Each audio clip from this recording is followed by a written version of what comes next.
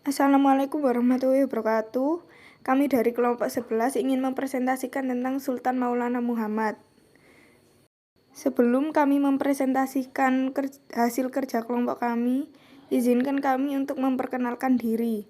Saya Sherly Putri Ramadhani, absen 24 sebagai ketua kelompok. Saya Vanessa Nadifa Salbilah, absen 29.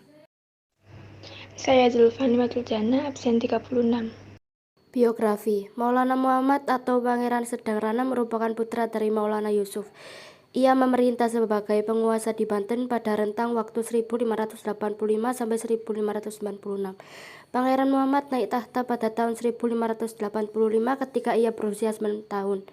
Maulana Muhammad meninggal pada tahun 1596, Palembang. Masa pemerintahan. Pangeran Muhammad naik tahta pada tahun 1585 ketika ia berusia 9 tahun. Selama masa pemerintahan Raja Muda, Banten terus berkembang sebagai pedagang yang menikmati kebebasan relatif dalam perdagangan. Lada tetap menjadi komoditas ekspor utama Banten, namun kekayaan itu dihasilkan oleh sejumlah besar pedagang dari pelabuhan Samudra Hindia dan Laut Cina Selatan yang berbondong-bondong ke Banten. Masuknya pedagang memenuhi penerimaan pajak khas daerah Banten. Merasa yakin akan kekayaan dan kekuatan kerajaannya, Raja Muhammad yang berusia 20 tahun pada tahun 1596 melancarkan kampanye militer melawan kerajaan Palembang, baik oleh armada angkatan laut maupun oleh tentara darat yang bertempur melalui Sumatera Selatan. Saat itu Palembang masih merupakan pemerintahan Hindu Buddha, sisa-sisa vassal Majapahit di luar negeri, yang dianggap oleh Banten Muslim sebagai negara pagan. Terinspirasi oleh kakeknya yang termasyhur Hasanuddin dan ayahnya yang gagah berani Maulana Yusuf, yang mengalahkan kerajaan pagan Sunda. Muhammad sangat ingin menemukan luasnya sendiri dengan memperluas wilayah kekuasaannya. Pada tahun 1596, pengepungan Palembang dimulai dan ketika kemenangan sudah tampak dalam genggamannya, sebuah tragedi tiba-tiba terjadi ketika sebuah peluru meriam menghantam dan membunuh raja di atas kapalnya.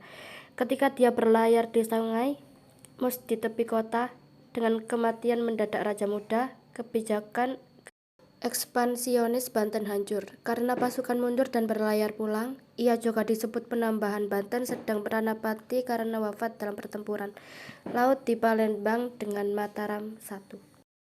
Dakwah. Setelah resmi menjadi raja, Sultan Maulana Muhammad bercita-cita untuk memakmurkan Banten dan menyebarkan Islam ke seluruh Nusantara.